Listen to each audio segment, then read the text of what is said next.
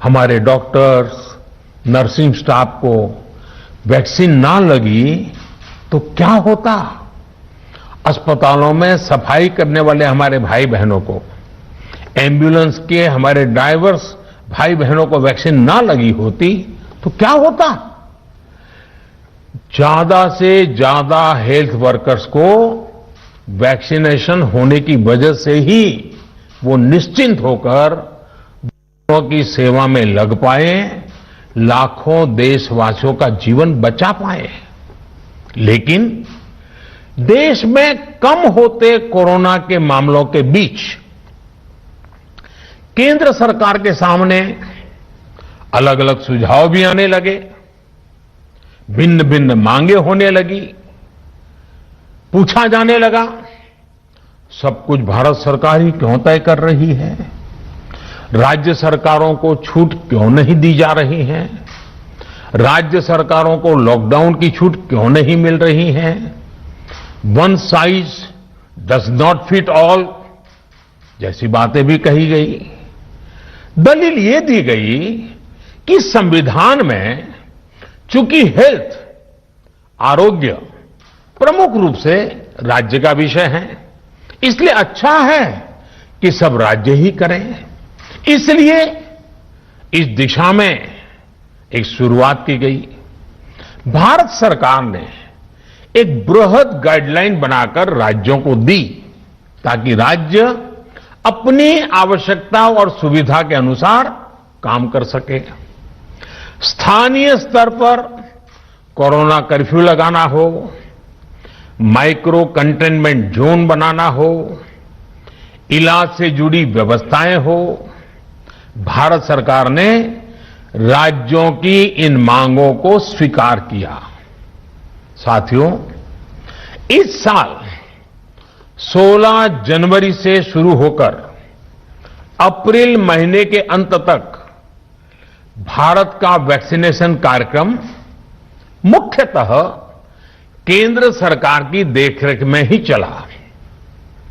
सभी को मुफ्त वैक्सीन लगाने के मार्ग पर देश आगे बढ़ रहा था। देश के नागरिक भी अनुशासन का पालन करते हुए अपनी बारी आने पर वैक्सीन लगवा रहे थे। इस बीच कई राज्य सरकारों ने फिर कहा कि वैक्सीन का काम डिसेंट्रलाइज किया जाए और राज्यों पर छोड़ दिया जाए। तरह तरह के स्वर उठे, जैसे कि वैक्सीनेशन के लिए एज ग्रुप क्यों बनाए गए। दूसरी तरफ किसी ने कहा कि उम्र की सीमा आखिर केंद्र सरकार ही क्यों तय करे। कुछ आवाजें तो ऐसी भी उठी कि बुजुर्गों का वैक्सीनेशन पहले क्यों हो रहा है। भांति भांति के दबाव भी बनाए गए। देश के मीडिया के एक वर्ग ने इसे कैंपेन के रूप में भी चलाया।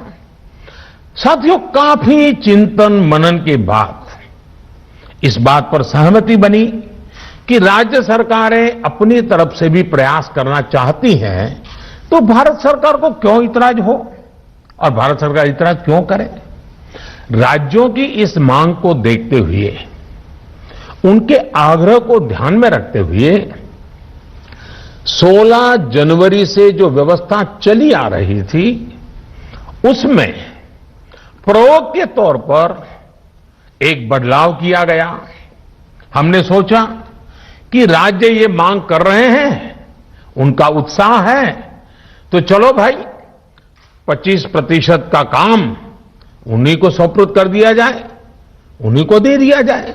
स्वाभाविक 1 मई से राज्यों को 25% काम उनके हवाले कर दिया गया।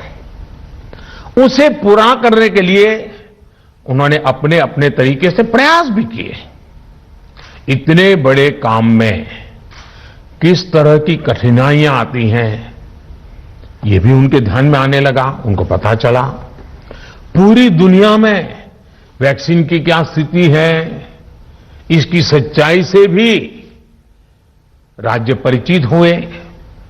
और हमने देखा, एक तरफ मई में सेकेंड वेव, दूसरी तरफ वैक्सीन के लिए लोगों का बढ़ता रुझान और तीसरी तरफ राज्य सरकारों की कठिनाइयां।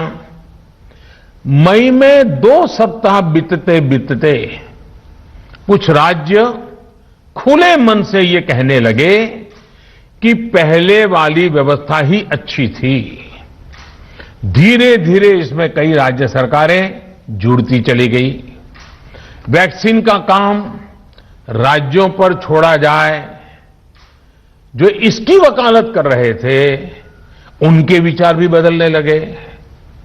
एक अच्छी बात रही कि समय रहते राज्य पुनर्विचार की मांग के साथ फिर आगे आए। राज्यों की इस मांग पर हमने भी सोचा कि देशवासियों को तकलीफ ना हो, सुचारू रूप से उनका वैक्सीनेशन हो। इसके लिए